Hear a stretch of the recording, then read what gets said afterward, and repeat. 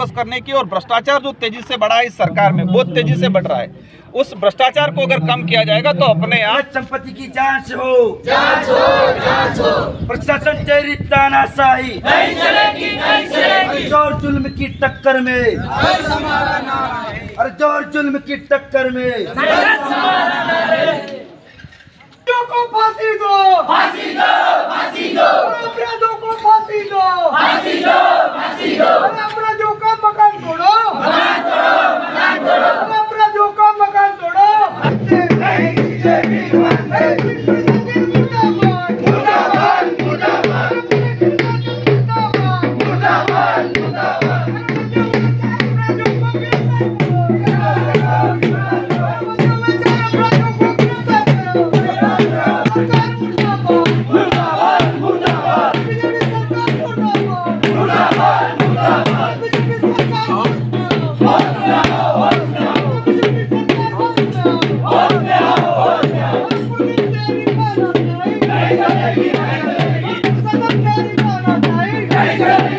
आज जो ताजा मतलब कहे कि सरकार के खुद के मंत्री जी ने सरकार को तमाचा मारा है।